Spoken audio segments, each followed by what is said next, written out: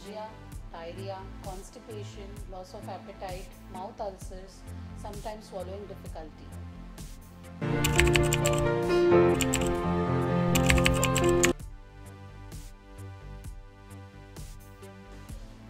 No, salt alternatives contain potassium, magnesium, also other such minerals which are not good for health when it's consumed in a higher quantity. So that is why you should consume normal salt only, but in prescribed quantities.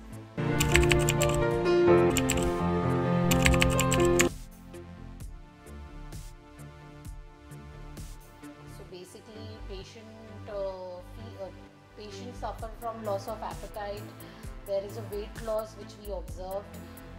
There is mouth ulcers which we observe. Then sometimes patient complains that they can't finish a full meal at one time. So in such a scenario, we advised some recipes which have 3 to 4 food group together. So within a one recipe, they can meet all the requirement which is needed in chemotherapy.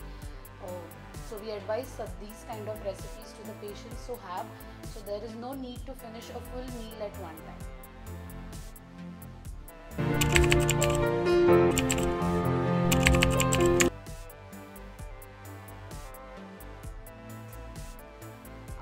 Supplements are something that are used for patients when their nutritional requirements are not met through the food.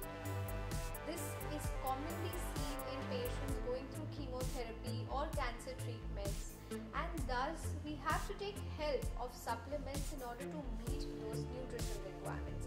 These supplements are safe, have been gone through certain trials, and can be used in patients. They are specifically made for patients. So there is no need to fear supplements unless and until those are prescribed by a registered dietitian or a qualified dietitian.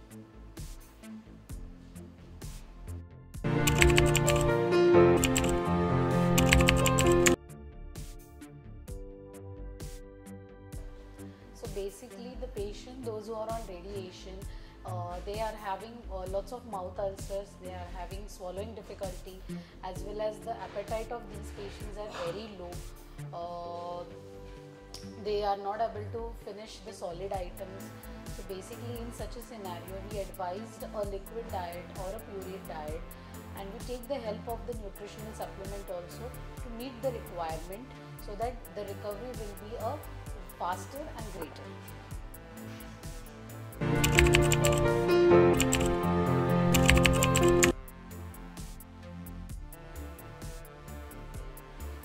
Let me break the myth that sugar does not cause cancer. When excess of sugar is consumed in diet, it causes insulin resistance, which further causes inflammation, and that is why we have to limit the sugar intake when it comes to cancer and just in general as well.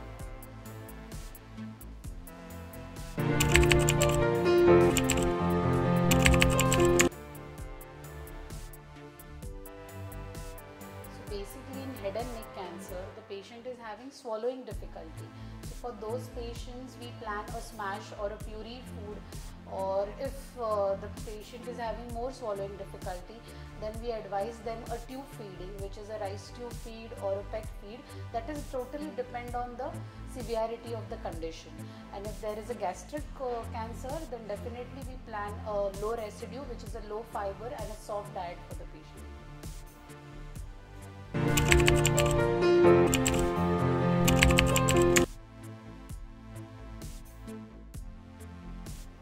Dairy and gluten does not affect the cancer cells.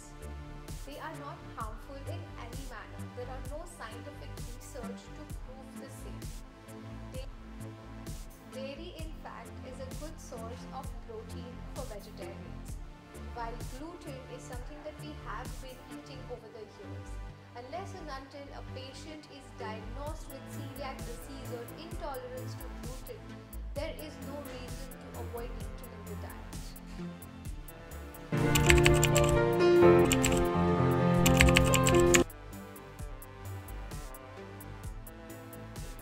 Yes, raw foods need to be avoided during the course of chemotherapy, as the patients are more susceptible to a condition called as neutropenia, and that is why the hygiene is very, very important.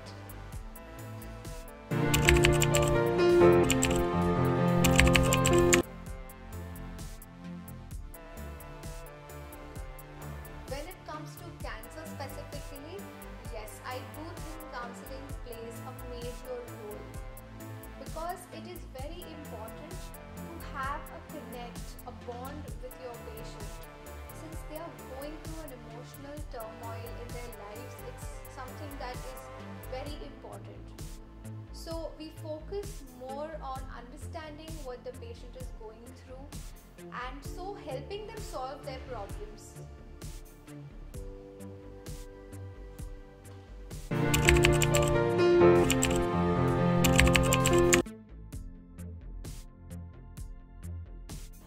Yes, we can manage the side effect nutritionally.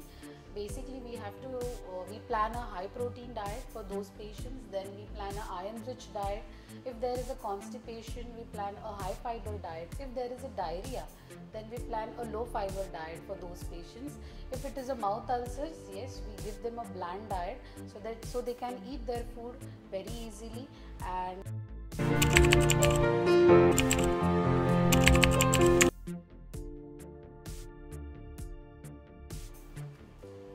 Flax seeds, chia seeds, these are rich sources of antioxidants, vitamin E and K, the benefits of which are well known.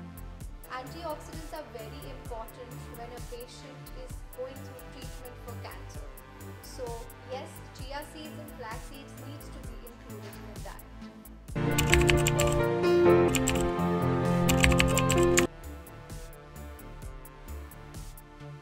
yes, we can manage side effects by giving a high protein diet, iron rich diet, then high fiber diet. If there is a diarrhea, then we can plan a low fiber diet for those patients. If it is mouth ulcers, then yes, we can plan a bland diet which they can eat easily, and they can't face more problems. Unlock your potential with good nutrition. For more such cancer awareness videos, please subscribe to MOC